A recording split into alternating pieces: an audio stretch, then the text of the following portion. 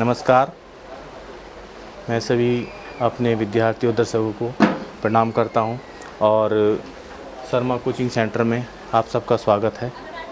और आज का जो मेरा विषय है, मैं फिर आपको बार बार यही कह रहा हूं बच्चों कि मेरा सबसे बड़ा उद्देश्य ये है कि आपकी कामयाबी तो मेरे सेंटर की कामयाबी और हमारी मेहनत की कामयाबी है। बस आप इतना ध्यान रखें, जो हम पढ़ाएं उसको लगन से और मेहनत से पढ़ते जाएं। हमने बहुत ही बारीकी से और बहुत ही मेहनत करके जो वीडियो बना रखी हैं वो इसलिए बना रखी हैं ताकि आप लोग अधिक से अधिक उसको और अधिक से अधिक ग्रहण कर सकें, ताकि आपकी नज़रों में हर बात और हर एक छोटा छोटा पहलू आप समझ पाएँ। बस यही मेरा उद्देश्य है। और मैं नहीं कहता, ये एक ऐसी चीज़ बनाई हमने कि छोटे बच्चे से लगा के बड़े तक, यानी जो भी कोई इसको पढ़ेगा तो उसको कुछ ना कुछ तो ग्रहण करना ही है, कुछ ना कुछ तो उसको ग्रहण करेगा ही। कुछ हो सकता उन्होंने पढ़ा हो या उनको पढ़ भी लिया हो फिर भी उनको रिपीट हो जाएगा, उनकी याददाश्त तेज हो जाएगी, ऐसा भी है। पर है हर वर्ग के लिए और हर शिक्षा के लिए और हर कंपटीशन के लिए और हर एक आपके समाज के लिए इट इज़ वेरी इंपॉर्टेंट है। तो मैं आज प्रारंभ करता हूँ आपको। आज है लिंग। देखो, आप जानते हैं लिंग का एक सीधा भाषा है। और मैं अगर आपको बताना चाहूँ, लिंग का मतलब होता है निशान या चिन्ह। जैसे आपने कई जगह देखा होगा, ये हमारा जो शब्द है लिंग, ये अगर हम शाब्दिक अर्थ लें तो ये शाब्दिक अर्थ हमारी संस्कृत भाषा का है, जिसका मतलब होता है किसी की पहचान, किसी का निशान। जैसे शिवलिंग हुआ, ये भी एक पहचान है, शिव भगवान की पहचान है। और भी कई हैं, ज्योतिर्लिंग वगैरह जितने भी हैं, तो ये एक लिंग है। परंतु एक हम अपने जो भाषा में लेते हैं, हिंदी भाषा में हमने इसको कहा है लिंग, जिसको इंग्लिश में कहते हैं जेंडर।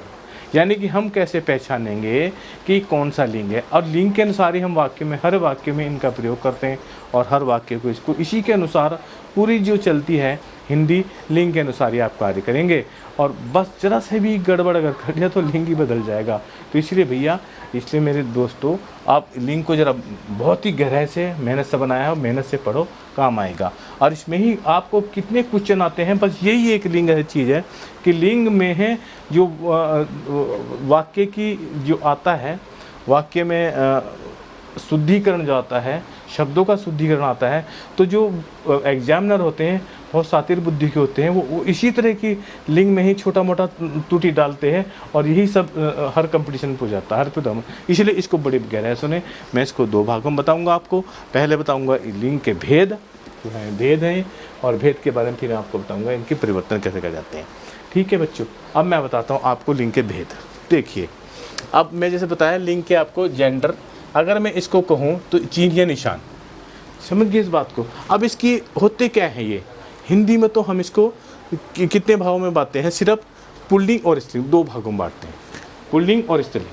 परंतु क्या है, अलग अलग उसमें संस्कृत में भी अलग हैं, इसके कई हैं, कई भागों में बटे। इंग्लिश में भी देखो तो आप मैस्कुलिन जेंडर, ये भी 4 भागों में बटा है।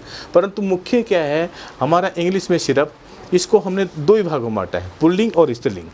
बेशक हमने जो न्यूट्रल जेंडर है, नपुंसक लिंग कहते हैं, ये उभय लिंग लिया है, ये हमने एक इसलिए लिया है ताकि बच्चे इसको समझ भी जाएं। परंतु मेन चीज़ क्या, हमारे 2 ही हैं, पुल्लिंग और स्त्रीलिंग। तो जैसे पुल्लिंग है, इसमें सिर्फ पुरुष का बोध होता है, इसमें केवल पुरुष का बोध होगा। और पुरुष के बोध के लिए आपको क्या करना पड़ेगा, जैसे आपको एहसास होगा पुरुष, जैसे इसका बहुवचन, पुरुष के भी बहुवचन है, इसका जैसे आंसू बहुवचन में आता है, दर्शन, प्राण, होश, केश, पुरुष।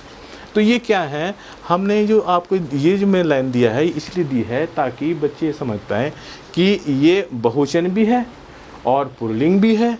और ये कंपटीशन में विशेष तौर ये शब्द आते हैं कि पूछा जाता है कि बताइए ये जो है शब्द, इसमें कौन सा पुल्लिंग है, क्या है। फिर आपको उसके साथ वर्ब जोड़नी पड़ेगी, क्रिया लगानी पड़ती है। क्रिया लगाने पर तो क्रिया तो आप लिंग के अनुसार लगाओगे ना, हैं जो भी कुछ लगाएंगे, एक वचन बहुवचन, तो वो लिंग के अनुसार लगाएंगे।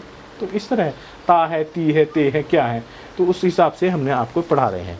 दूसरा होता है स्त्रीलिंग। स्त्रीलिंग का बोध, जैसे आप स्त्री का लिंग का बोध कराएं, जैसे अध्यापिका, सीता, गंगा, टोली, मंडली, इसमें देखो बोध हो रहा है, स्त्री का जैसा बोध हो रहा है। अच्छा, अब जरा थोड़ा मैं और इसको विस्तार पर पढ़ाऊँ आपको, तो ये पढ़ाऊँगा कि देखिए हम लिंग निर्धारण करते कैसे हैं। बोला सर आपने ये तो बता दिया, पर ये तो बता दो हमें कि हम लिंग का निर्धारण करें कैसे, कि भाई क्या चीज़ है क्या। तो भाई बहुत ही सिंपल सी बात है। हमने क्या, रूप के आधार पर, देखिए रूप के आधार आपने कोई चीज़ देख ली है, भाई देख ली है, इतना हर आदमी को कॉमन सेंस होता है। जब आपने कोई आँखों से चीज़ देखोगे तो आप संसार में रह रहे हो, प्राणी हो, और प्राणी की एक विवेक होता है, विवेक के अनुसार जांच लेंगे आप कि हाँ भाई सामने जो है इसकी क्या है, इसकी वेशभूषा क्या है, इसका क्या वो है, वाक्य में क्या दिया गया है, इसका क्या विशेष नहीं, तो वाक्य अनुसार भी आप बता सकते हैं और वैसे भी आप व्यवहार में बता सकते हैं। जैसे कि आपको क्या करना है, कैसे देखना, क्या करना है, सामने भी आपको चमकता है कि ये महिला जा रही है, पुरुष जा रहा है, ये मेल है, फीमेल है, ये आप देख ही लोगे, तो उससे भी आप लिंग का बोध हो जाता है आपको। दूसरा है आपका क्रिया से, जैसे क्रिया में अभी कोई बोल रहा है, कोई बच्चा बोल रहा है मैं जाती हूँ, तो बेशक कपड़े कोई से पहने, और जाती हूँ तो मतलब वो लड़की तो होगी, लड़का तो नहीं, तो ये इससे भी हमारा ज्ञान हो जाता है, क्रिया से भी हमारा पता चलता है। दूसरा है विभक्ति से, विभक्ति में आपने देखा होगा जी, विभक्ति हम इससे पहले जी मैंने पढ़ाई है, में, से, का, की, के आदि, ये विभक्ति कराती हैं। जैसे राम की किताब, राम का थैला, किताब तो भाई देखो राम की लग गया तो की का तो किताब के लिए, का लगा तो का, थैला थैला, तो ये तो भाई नेचुरल बात है कि इसमें क्या हो गया आपका सीधा सीधा बात है, इसका पुल्लिंग का भाव आ रहा है। ठीक है बच्चों, अब मैं आपको अकारांत और इकारांत और कारांत शब्द बताता हूँ। ये कारांत शब्द होते क्या हैं, कारांत शब्द क्या होते हैं कि हम जो भी प्रत्यय यूज करते हैं, तो हम प्रत्यय यूज करके भी अपने हम उसके प्रत्यय यूज करने बाद भी हम बदल देते हैं कह को उसके लिंग को। जैसे कैसे बदलते हैं, अब मैं आपको बताता हूँ। जैसे ये है, अब यहाँ सर्वनाम है, सर्वनाम है अकारांत और इकारांत, यानी कि किसी पर आ है, अगर हम उसके प्रत्यय के बाद में आ लगाएं, ए लगा हो और ई का लगा दें, तो वो भी कारांत बिल्कुल चेंज कर देगा उसको। जैसे आ और ई के परिवर्तन में काला, काला क्या है, पुरुष का बोध करा रहे हैं, काली स्त्री का बोध करा रहा है, अच्छा अच्छा अब अच्छा है, अच्छा बच्चा है, अच्छी लड़की है, तो देखो ये सब ये भी क्या बोध करा रहा है, अलग अलग आपको इसका बोध करा रहा है, लिंग का बोध करा रहे हैं। दूसरा अब क्रिया के अनुसार करते हैं, क्रिया कारांती भी होते हैं। जैसे सतयुग आ गया है ना जी, मदद मिली, तो देखो ये जो है क्रिया हमारी मिली, क्या मिली, मदद मिली, मदद क्या हुआ, देखो जो मदद हुआ ये हमारी क्या हुई, ये हमारी स्त्रीलिंग हुई। सतयुग आ गया, तो सतयुग क्या हुआ, सतयुग जस्ट लाइक बिल्कुल आपका पुल्लिंग में काउंट करा जाएगा। तो ठीक है बच्चों, अब मैंने आपको जैसे आपको बताया था, ये भी देखो इंग्लिश में बांटे गए हैं। इंग्लिश में ऐसा है, मैस्कुलिन जेंडर जिसे पुल्लिंग कहते हैं, फेमिनिन जेंडर इसे लिंग कहते हैं, कॉमन जेंडर उभय लिंग कहते हैं, न्यूट्रल जेंडर और नपुंसक लिंग कहते हैं। ये आपको याद करने के लिए, थोड़ा आपको व्याख्या जानने के लिए मैंने बता दिया है। अब एक शब्द होता है हमारे बीच में, मैंने बताया था आपको, एक उभय लिंग होता है। उभय लिंग वो चीज़ होती है जो दो मनों में कॉमन होता, आप पहचान भी नहीं पाओगे, और यही मेन चीज़ होता है। कंपटीशन में ऐसी चीज़ें जरूर आती हैं, जैसे मैं आपको बता दूँ, प्रधानमंत्री, अध्यक्ष, सचिव, राजदूत, डॉक्टर, मंत्री, मैनेजर, सभापति।